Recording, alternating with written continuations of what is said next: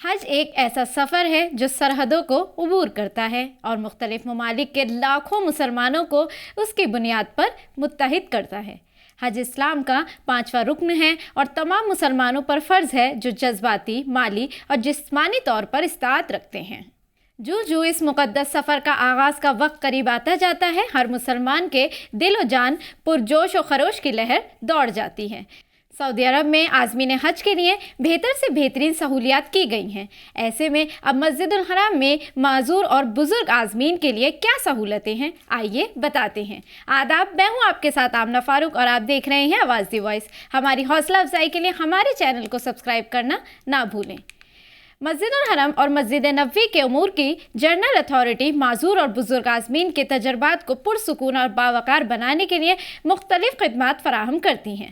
Golf carts معذور افراد اور بزرگوں کو مسجد الحرم کے دروازوں تک لاتی ہے اور لے جاتی ہے۔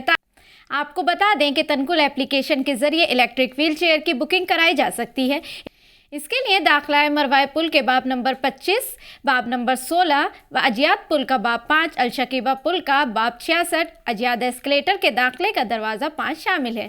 سادہ ویل چیئر 2 جگہوں پر فراہم کی جاتی ہے اور ان میں مشرقی جانب باب الاسلام 19 اور مغربی جانب اجیاد پل کا راستہ شامل ہے۔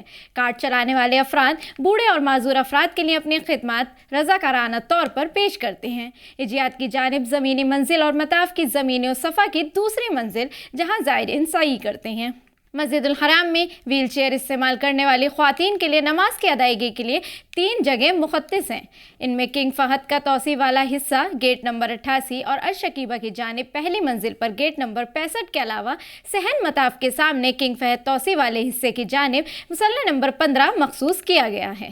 معذور افراد اور بزرگوں کے لیے جگہ مختص ہے جہاں تیمم کے لیے خصوصی انتظام، آسانی سے پڑھنے کے لیے بڑے فونٹ کا قرآن پاک، اس کے علاوہ مذہبی آگاہی کے لیے کتابیں، نابینا افراد کے لیے چھڑی، ویل چیئر، اس کے علاوہ اشارتی زبان کے مترجمین بھی موجود ہوتے ہیں۔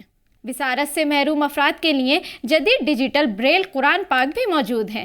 طواف کے دوران بزرگ اور معذوروں کو دھوپ سے بچانے کے لیے چھتری آسانی سے دستیاب ہوتی ہے۔ نماز کے بعد آسانی سے باہر نکلنے کے لیے مختلف رہنما نشانات بھی لگائے جاتے ہیں۔